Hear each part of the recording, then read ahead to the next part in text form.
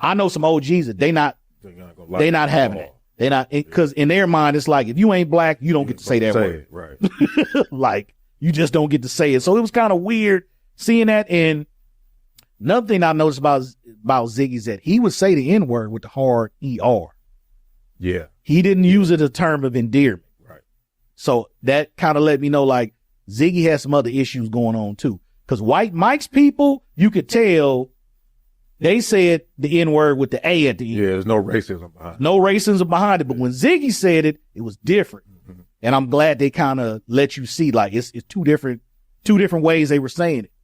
So Commissioner Valchek gets a full detail put on Sobotka, pretty much because of the church thing. Right, and he wants to know where all this money came from. He wants to know where the money's coming from. He was trying to find out how much he paid. Correct. So he can pay more. Correct. But they wouldn't tell him how much he paid. No, and we are to assume that Sobotka was getting the money from the union dues or from the docks. So we don't really, I think it was more from the docks. The docks, right. The union dues. Right. Because in one of the episodes, I don't remember exactly which one it was, somebody had brought up how they had cut the union in half. A lot of people weren't paying dues anymore. Yeah. So there was no way that they can afford to move the way they was moving. Right. So the money that he was getting had to be from the docks and making them cans disappear and helping out the Greeks and stuff like that. Right. Because I think they said it went from, at one point in time, 300 people down to 100.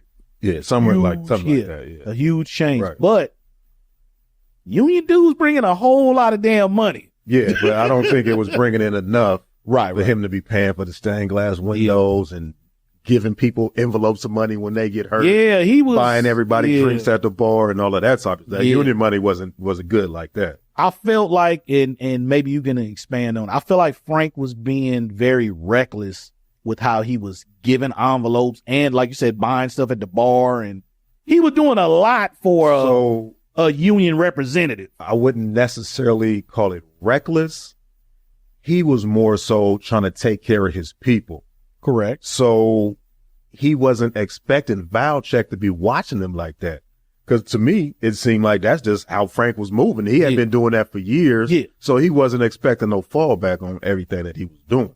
Right. Because he had been moving the cans for the Greek for a while, no problems, and being able to take care of his people. So his whole thing is he was trying to get the port to get more ships to come in so people that weren't working can work. Right. So he wanted everybody that was part of the union to be able to come in and work every day and not have those small percentages of ships that were coming in. That's why he was trying to give them money when they would get hurt. Like, look, don't worry about it here. Mm-hmm. Take this, take care of your family. You're going to be okay. Yeah. But in my eyes, at the end of the day, he was just trying to make sure his union work was all straight. Right. Because even his nephew wasn't getting a lot of work. Right. And his son and nephew wasn't really working. And that's why he kind of was okay with them stealing some stuff from the cans. But when they started getting out of hand with it, that's when he was like, nah, look, y'all need to calm down. Y'all making it too hot. Yeah. Still a little bit here and there, but you can't be doing a whole lot. Right. Because, I mean, back in their day when Frank was in his nephew and son position, they was doing the same thing. Yeah. They was stealing stuff off the dock. Yeah. Everybody know that. And longshoremen, I had a father who was a longshoreman. They all be stealing stuff off the dock. Right. That's just a part of being a longshoreman, right. Especially back then. But you only could 9/11. You only could do it within reason. You can't be stealing a whole lot because then that's going to bring all that attention. Yeah. That's what Frank was trying to get Nick and Ziggy to understand. It's like, look, do a little bit, not a whole lot. Yeah. You're bringing too much attention by stealing a whole can. Yeah. That's why when they stole them cameras, he was like, nah, them cameras got to come back. Yeah. Y'all stole too much. Yeah. Them cameras were going back to the cameras. It was funny watching Ziggy explain to Nick what digital was. Oh, yeah. Because Nick was like, so what do? You take the camera down to a shop and he's like, no, they're digital. But that lets you know how long ago this came out. Long time ago. See, and I had a crazy moment too. I want to say it might have been the second to last episode. The Greek said, shut everything down. Mm-hmm. I want to say it was Bunk, McNulty on a boat watching Spiros. And I can't remember who else was Spiros. It was somebody else with Spiros. And Spiros pulled out it might have been like a BlackBerry or something. Yeah. And he was typing on it. He was texting. And McNulty was like, what was that he was doing with that phone? And another guy that was on the boat, actually, I think that might have been McNulty's former partner when he was working on there. He was like, oh yeah, he's sending a text message. The kids go crazy over there right now.